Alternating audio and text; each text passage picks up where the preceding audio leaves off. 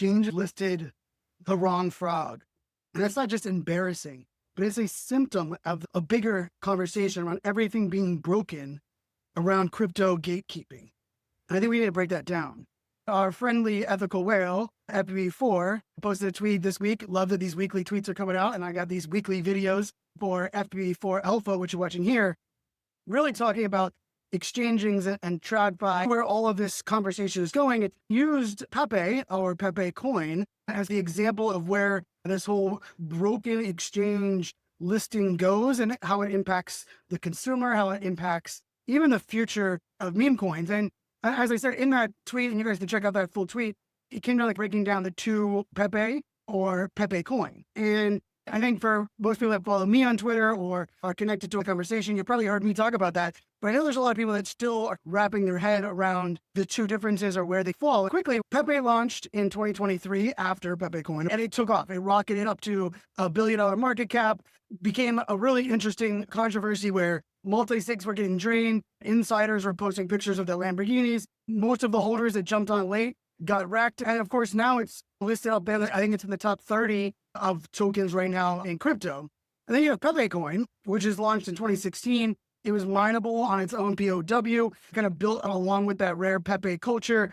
It's been building different tools. Its newest tool, Keck Space, where you can immerse yourself in a social-fi metaverse experience. I jumped in there this morning, said GM, and had a couple conversations with people hanging out in that community. And it also comes down to the bigger piece of the puzzle with these two, where it's understanding like what matters to new users, to TradFi, to exchanges, right? And let's face it, Pepe, insiders cash out for Lambos.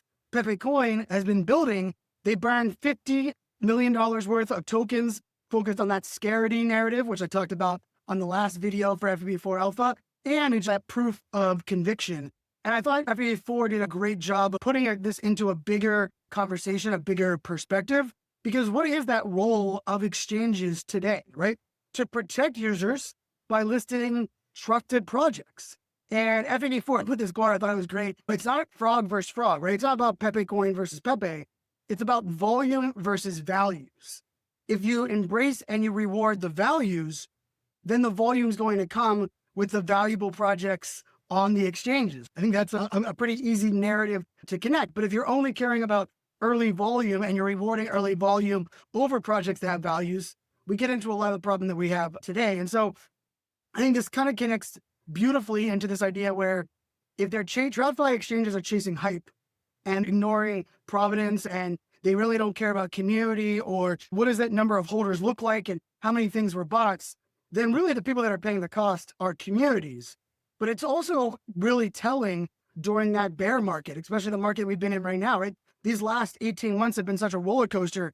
The projects that are investing, those that have that provenance, those that are truly based and grounded in values, are the ones that are sticking around, that are keeping people hyped, that are onboarding new users. And isn't that what exchanges need and want?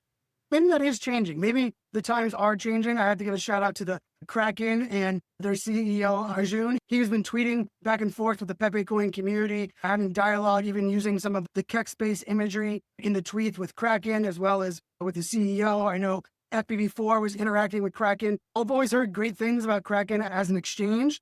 And I think maybe there are this idea where there's new exchanges, or not even new exchanges, kind of embracing this new concept where, what if we immersed ourselves with these communities, we got to know them, and then we listed and rewarded those that we know the volume can come if they get visibility and get that rubber stamp from an exchange. And to me, that's what this all comes down to. And so the bigger question that FBB4 post spoke to me on is, if authenticity and those receipts really matter, how will we reevaluate meme coins, memes? How will we reevaluate in this next market and reward those?